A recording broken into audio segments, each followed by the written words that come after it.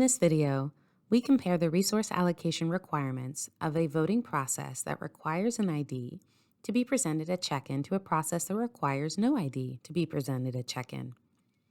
The technology-based voting process for this scenario consists of check-in at electronic poll books, hand-marking paper ballots at voting booths, and submitting ballots on a digital ballot scanner.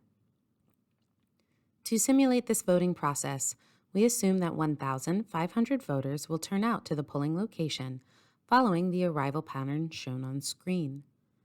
This arrival pattern represents a large number of arrivals in the morning, arrivals decreasing at midday, and increasing again in the afternoon. A visual representation of the voting process is shown on screen, with voters entering the polling location, joining a queue to check in where they receive a paper ballot, then traveling to voting booths where they mark their ballot by hand. After marking their ballot, voters then travel to the ballot scanner where they submit their ballot. We assume that the resource allocation for this voting process consists of 3 electronic poll books, 9 voting booths, 1 ballot scanner, and 1 ADA-compliant ballot marking device.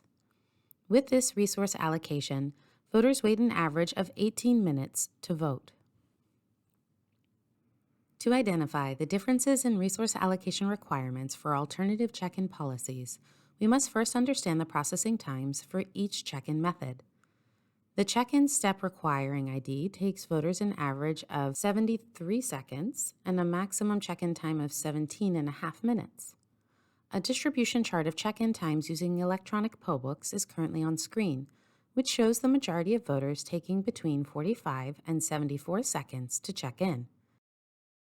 The check-in process requiring no ID takes voters an average of 2.5 minutes with a maximum check-in time of 26.5 minutes. A distribution plot of check-in times using electronic poll books is currently on screen, which shows the majority of voters taking between 1.5 and 2.5 minutes to check in. Comparing these check-in methods, the policy requiring no ID takes nearly twice as long per voter. This increase in processing time is somewhat expected as a portion of voters must be searched for by hand in a voter registration database prior to being checked in. Additionally, voter poll worker communication is also required to search voter information, which may lead to increases in misspelling of names while searching and increasing the time required to find and check in voters. This difference in check-in time may affect voter wait times and require adjusted resource allocations to keep voter wait times short. Simulating the voting process with no ID required indicates that the average voter wait time is 3 hours and 8 minutes, while the wait time when ID is required is 18 minutes.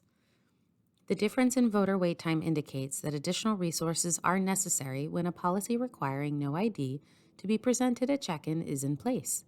To ensure voters wait less than 30 minutes to vote when no ID is required, 5 check-in devices must be allocated.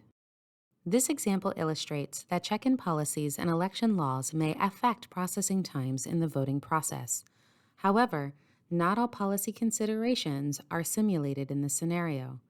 Depending on the policy and election law in your jurisdiction, additional voting equipment may be required to reduce voter wait times when certain process requirements are in place.